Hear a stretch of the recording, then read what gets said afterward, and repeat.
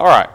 So the last time, our last class, we finished up describing the differences in our different translations, the New American Standard, the American Standard, King James, New King James, all those. We talked about the spectrum of word for word to thought for thought to paraphrase. And we described that those on that other end of the spectrum, the paraphrase, is widely open to interpretation and bias of those who were doing the interpreting. So the goal, obviously, for all of us is to make sure that we study from a Bible that is as close to word for word while being understandable at the same time that we can get. And generally, as we mentioned, those main four, the newer versions of them, the New King James and New American Standard, are the best in terms of word for word in translation. So we're moving on now into kind of a brief overview of the timeline after some of the period that we talked about regarding the church fathers. So going forward, we're just very briefly going to view through Catholicism, and then as Catholicism led to what ultimately would be described as the Great Schism. Okay, Catholicism kind of breaking up between Roman Catholic, and then you've got Orthodox, and all of these up all the way through the Reformation. Okay, and so we won't spend a whole lot of time on each century, what happened and when this happened and so forth. We will talk about a couple of things like the Council at Nicaea, the different councils that kind of came together to talk about some things that took place within the Catholic Church. We will talk about those because those did have some formative events. And then as we get closer to the Reformation, we will talk more about the Quakers, for instance, the Puritans, mainly the Pilgrims, mainly because those particular belief systems kind of help us to understand some of the roots of American history. Okay, because a lot of those groups came to America specifically to get away from the Catholic Church and the Church of England, or the Anglican Church. And so we will talk a little bit more about that in about 1,000 years. So right now, we're going to look at specifically the Catholic Church's roots. Okay, and I've mentioned before how that the letter of the Galatians, the way that the Judaizing teachers in Galatia were presenting the gospel and attaching to it certain rite and ritual from the Old Testament, it would seem as though that might have been kind of the seeds or the beginning of what would ultimately become the Catholic Church in function. Okay, because when you look at the Catholic Church, and in particular, maybe not so much the modernized Catholic Church, but the Roman Catholic Church, okay, and even today, Roman Catholic Church is still very orthodox, going back 1,500 years. If you look at their services, the ceremony, the way in which they approach their worship, it is very Judaistic in nature, and yet Christ is a part of it. Okay, and so without getting too deeply into the belief systems of Catholicism and the sacraments and all that, we do want to kind of have an overview of how, or best as we can figure, how all of that came to be and how it started, and then go forward from there. And of course, keep in mind that through all of this, the actual church that belongs to Christ still exists. Okay, most timelines and most resources that you'll go to today will say that the churches of Christ came out of the Reformation, but that's not true. Okay, in fact, there's a timeline I'll show you here in a little while that shows a claim of separate lineage going back all the way to the apostles and the establishment of the church in the New Testament, and that claim of separate lineage would be the church that belongs to Christ. Okay, and I'm going to very specifically try to avoid the label Church of Christ, because a lot of times that's how people kind of, they tend to put labels on it, like the Baptist Church and the Church of God. And so the church that belongs to Christ is the church of the New Testament. Okay, and it existed all the way from 33, 34 AD on the day of Pentecost, all the way through. Okay, it did not cease to exist for a while and then all of a sudden pop up again at the Reformation. And so, but we will talk a little bit about this because a lot of these events and a lot of the false teachings that were going on have led to the formation of the Catholic Church, and even beyond the Catholic Church, have influenced in some ways denominations today.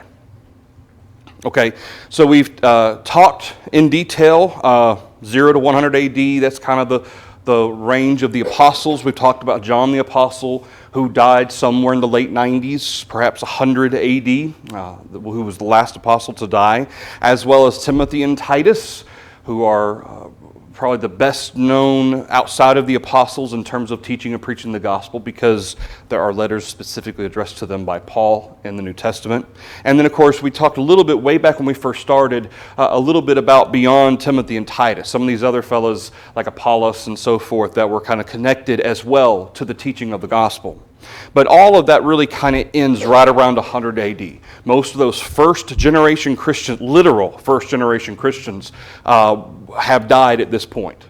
Okay. Now, some of them are maybe aging or old in age here as of 100 AD, like John Mark, who would have been very young. He may have survived up to that point. So between 100 and around 150, 160, this is the range of time that we generally refer to as we studied it a couple months ago, about the church fathers, okay, or the early fathers, or however you want to phrase it. These would include Clement, Ignatius, Linus, who would be one who was considered one of the popes at Rome in fact, he was the second one, supposedly, after Peter. Linus is actually mentioned in the New Testament as well. But these would have been probably what you would refer to as second-generation Christians. Okay, these are kind of the next individuals who are coming on the scene of teaching the gospel, of being elders in local congregations, of being people that are well respected. And of course, we've talked in length about some of these men and some of the writings that we do still have, and some of the things that have been said about them, interpreted about them since. And of course, there's a big disconnect between those two.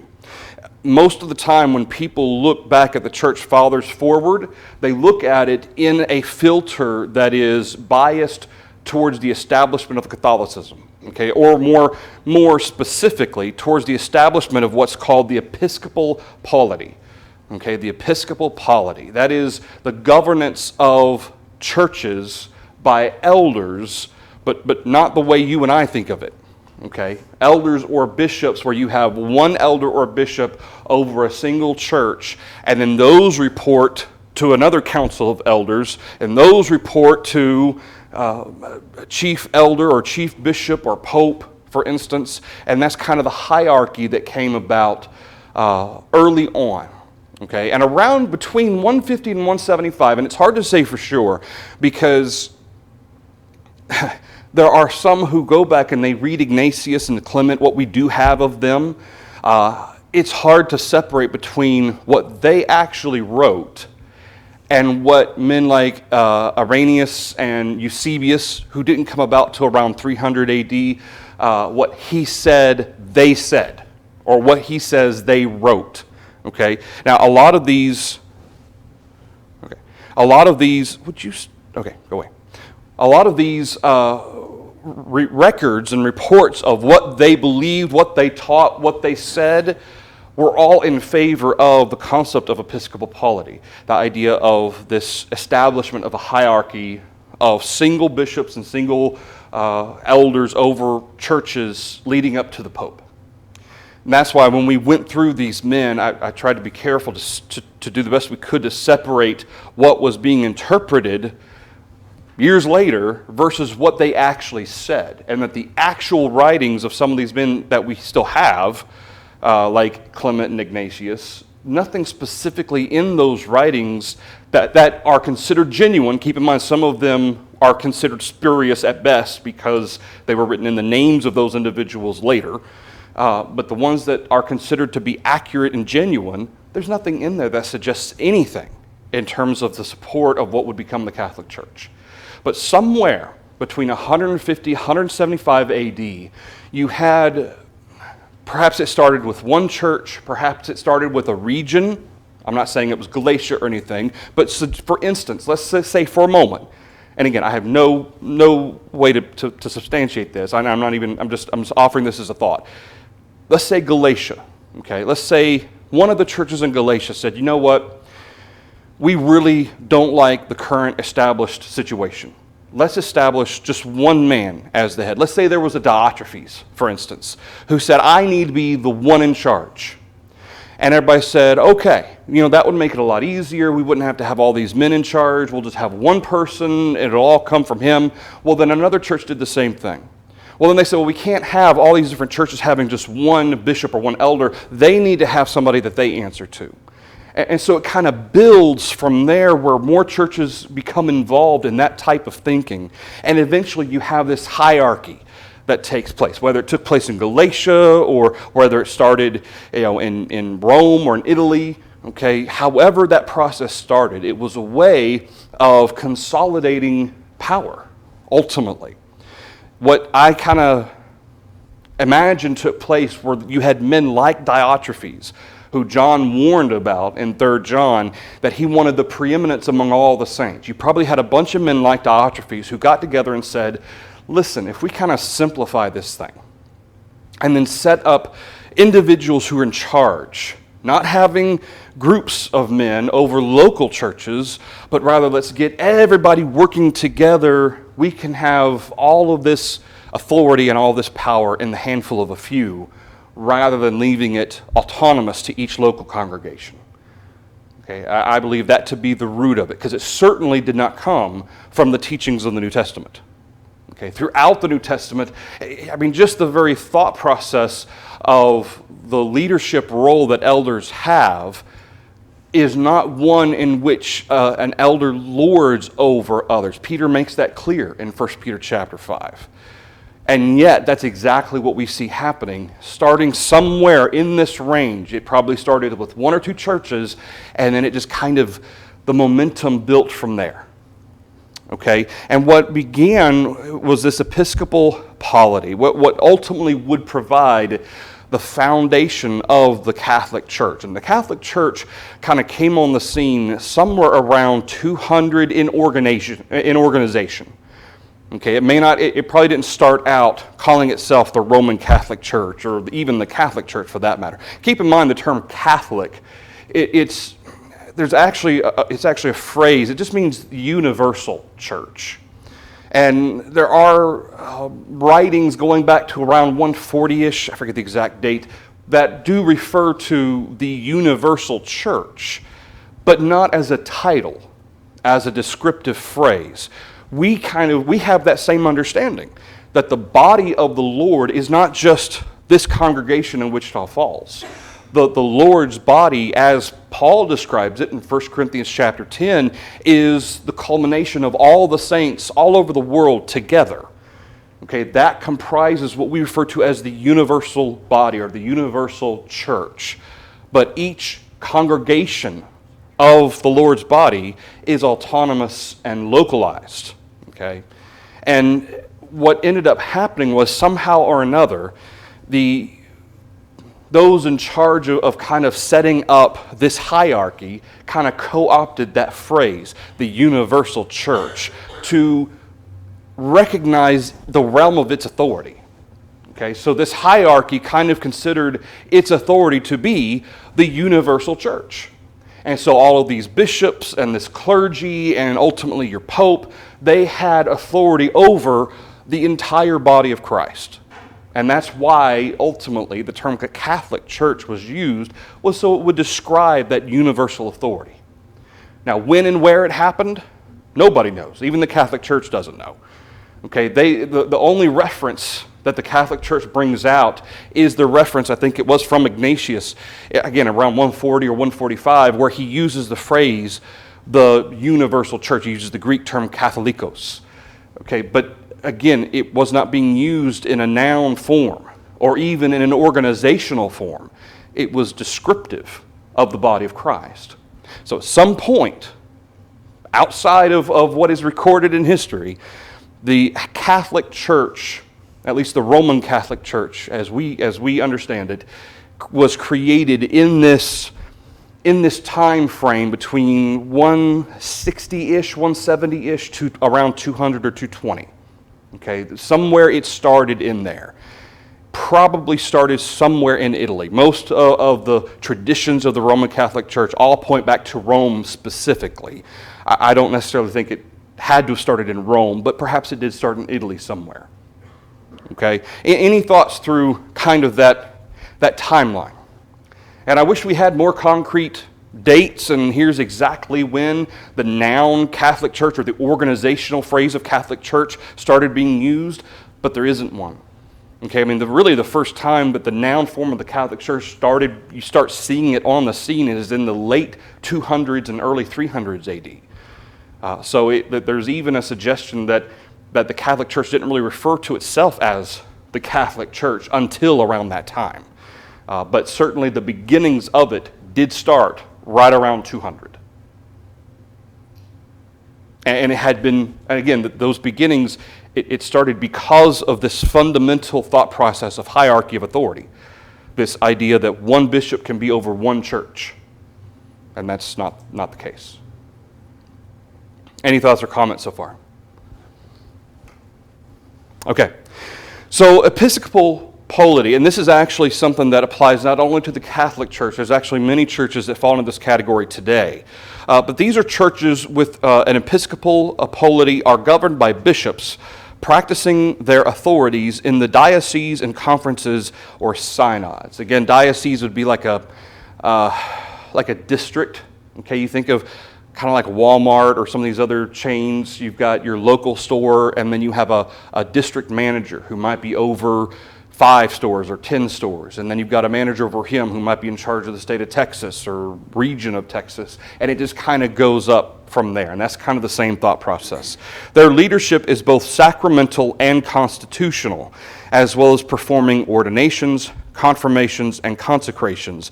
The bishop supervises the clergy within a local jurisdiction and is the representative both to secular structures and within the hierarchy of the church, which is to say there's both the spiritual aspect of the service they provide as well as an administrative service and certainly an authoritative oversight over what's considered the clergy. Okay, the clergy being the priesthood. Okay, now remember, Peter refers to all saints as being part of the holy priesthood. Okay, but this is the concept that these men are ordained. They have authority to be priests and to teach and so forth. Anything so far?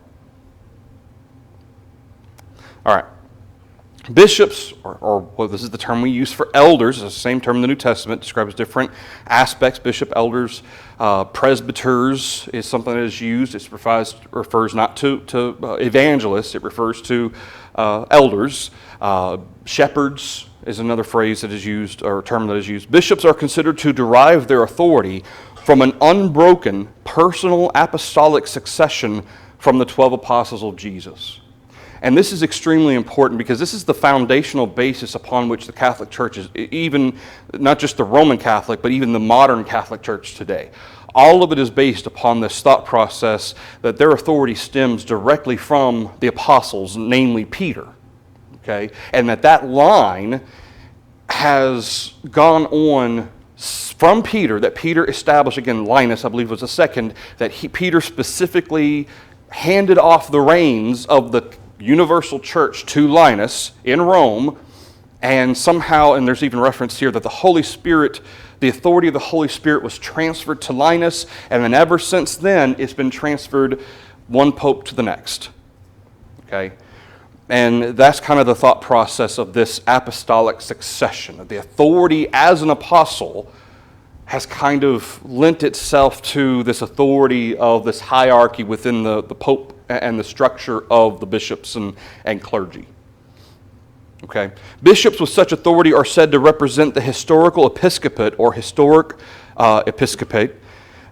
Churches with this type of government usually believe that the church requires episcopal government as described in the New Testament. Yes, I mean, in the sense that elders or bishops are the top end of authority, but they take that there's a liberal liberty with which they interpret that. the hierarchy that is in the New Testament, they accept it in a cursory way. But then in a more detailed way, well, the Pope is not considered a bishop. I mean, I guess some might call him the chief bishop, but what does the New Testament call the chief? Who's the chief bishop? Christ. He is the chief shepherd, according to Peter. So I would certainly hope the Pope would not take on that mantle. But regardless, this is where they're basing their authority, is what that means.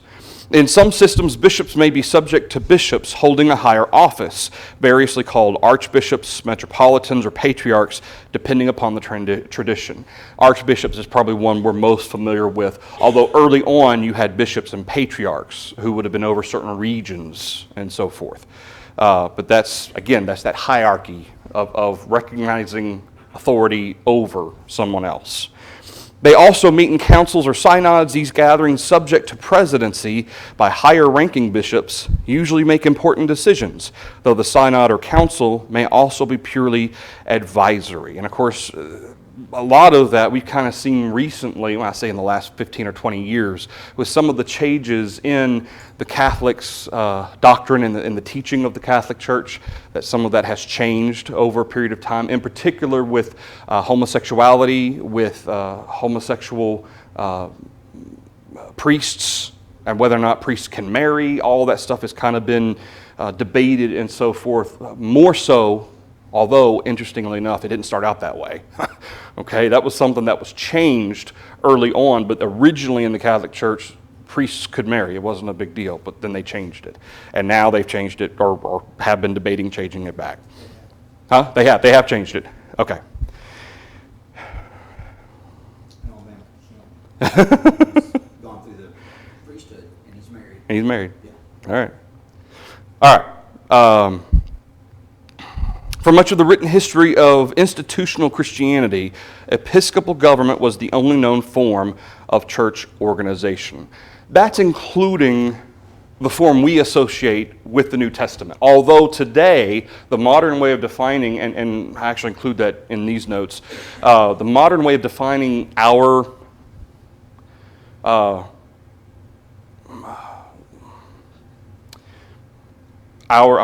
style of authority, but our understanding of the New Testament establishment of authority, it is defined as congregational polity, which in and of itself isn't entirely accurate. We're actually kind of a mixture of episcopal and congregational polity.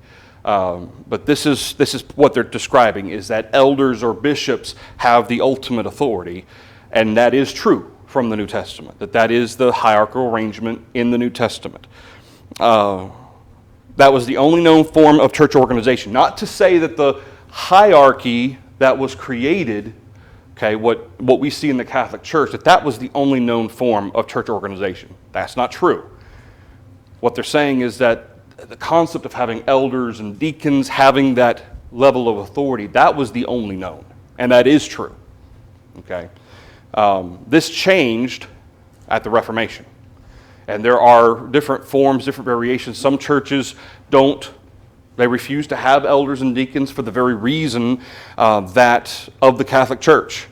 Because the thought process was having elders and deacons was how the Catholic Church was formed to start with. That some elders and deacons kind of took it on themselves to take more authority than they should, and that's what created the Catholic Church, so we're not going to have anything. And of course, that's not the New Testament example either. That's pure congregational polity. All right, or congregationalism. All right, any thoughts so far through this? Okay. Many Protestant churches are now organized by either congregational or Presbyterian church polities. Both descended from the writings of John Calvin, a Protestant reformer working and writing independently, following the break with the Catholic Church precipitated by the 95 Theses of Martin Luther. We talked a little bit about John Calvin. We've talked a little bit about Martin Luther as well, and we talked about the different Bibles and so forth. It's not saying that John Calvin created congregational Presbyterian ways of doing things. It's saying that in the Reformation that John Calvin and ultimately Martin Luther kind of helped bring about this new way of seeing things outside of the Catholic Church way of looking at it, okay, in our more modern form. But keep in mind, somebody had to have taught, or they had to have some influence or something to affect John Calvin and Martin Luther. Okay, and I suggest to you, and I've suggested before, that certainly going back to the New Testament and simply reading the Bible, you can gain that understanding for yourself. But there have been a couple of things that have come up in the history of John Calvin and Martin Luther where it was all of a sudden, they just said, you know what, wait a minute, something's not right here. And I've suggested, well, maybe they came into contact with somebody who actually was a member of the church that belonged to Christ. And they said, hey, why are you saying this? Why are you teaching that? And John Calvin or Martin Luther or some of these other fellows who kind of came in later in the 1800s said, whoa, I hadn't really thought about that before.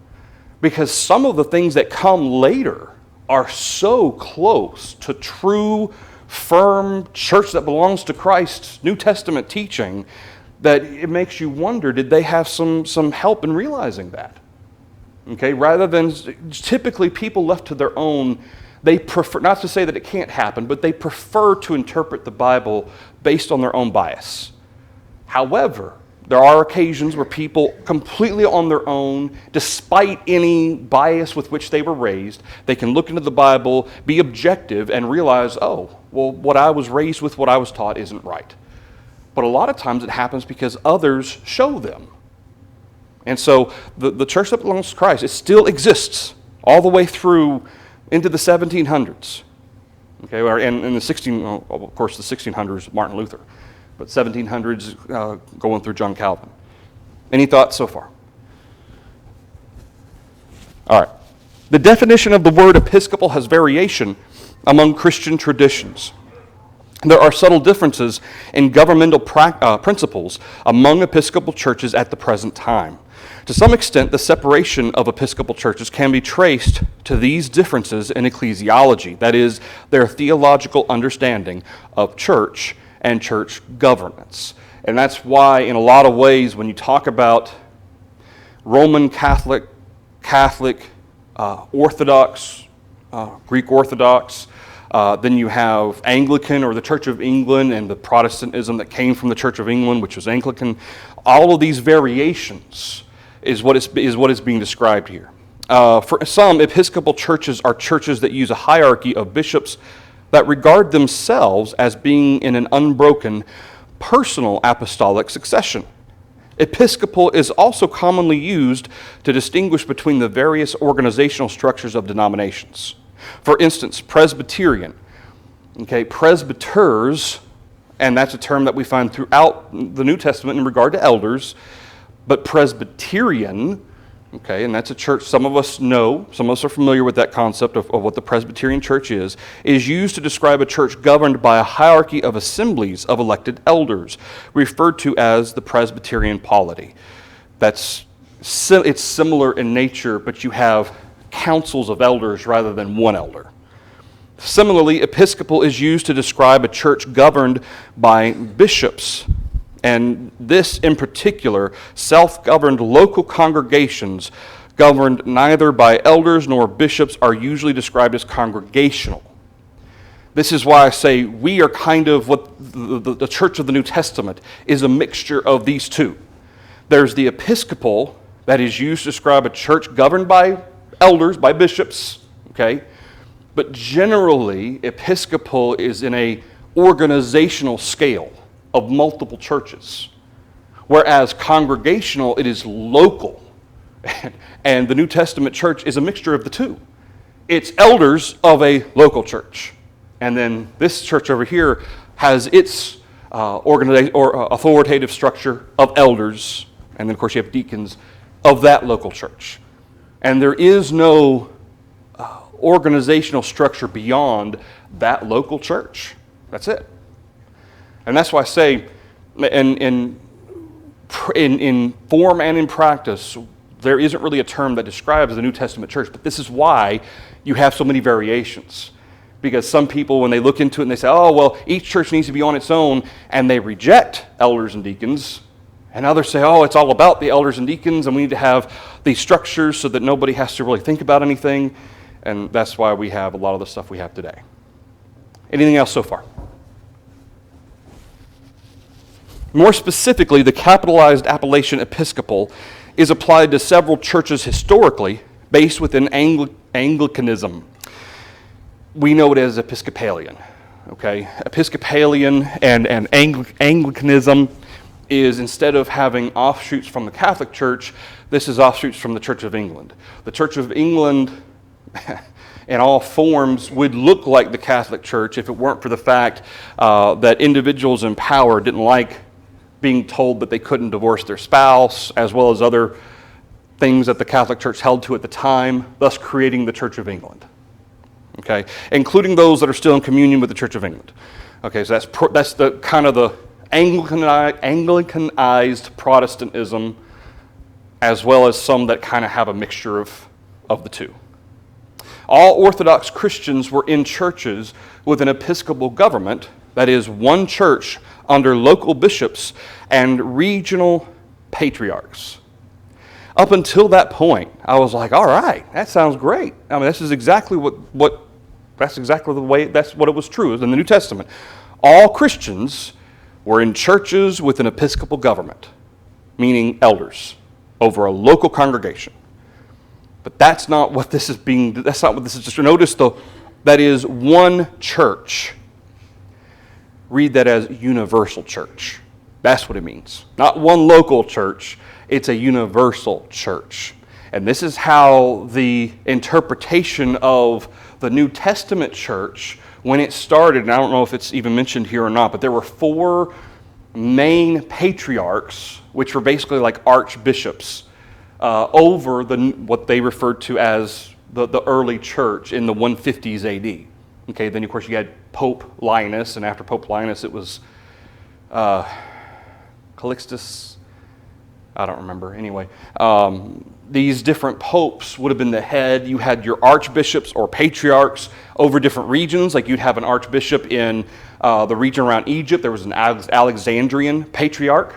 Okay. Then there was one in Asia Minor.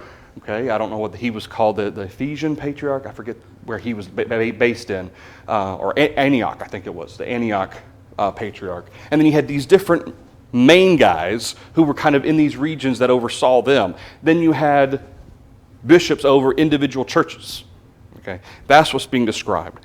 Writing between 85 and 110, St. Ignatius of Antioch, patriarch of Antioch, it was Ignatius in Antioch, was the earliest of the church fathers to define the importance of episcopal government.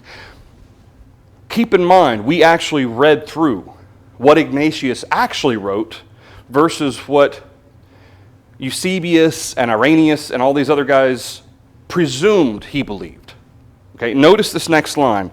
Assuming Ignatius's view was the apostolic teaching and practice, the line of succession was unbroken and passed through the 4 ancient patriarchal sees, or districts, these individuals who were the head of these districts, their authority. Okay? Which is funny because Ignatius doesn't actually say anything like that. Okay, we actually read in our class on Ignatius what he actually said, and it was exactly in support of what the New Testament says. In fact, he quoted New Testament. Okay, but again, this goes back to the bias of historians and people in particular who they look back and they see things through the filter of defending the Catholic organization. Thus, they see Ignatius as defending their way of seeing things. That's why, assuming Ignatius' view was the apostolic teaching, well, guess what? Ignatius' view was the apostolic teaching and practice. But what they're doing is they are assuming Ignatius' view supports their way of thinking. And that's not what Ignatius actually writes.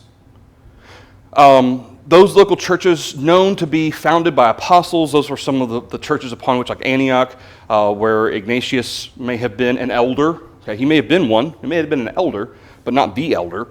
Rome, Jerusalem, Antioch, and Alexandria. Those are the 4. Rome was the leading patriarchate of the ancient 4 by virtue of its founding by Saints Peter and Paul and their martyrdom there, not to mention being the political center of the Roman Empire at the time. This is ultimately kind of why Rome kind of became the center of this. Some organizations, like the Assyrian Church of the East, though aloof from the political wranglings of imperial Christianity, nevertheless also practiced episcopal polity. I mean, they didn't get involved in the the political nature of the popes and all that stuff. They were kind of separate, but they claimed the same type of government, or church government, I say. Okay, so anything through that describes the kind of the way the episcopal style of government, that's what it became. Okay? Now, purely from a New Testament perspective, the New Testament church is distinctly episcopal in its nature. You have elders being the highest authority over a local church. Okay? That is the nature of the basic definition of episcopal.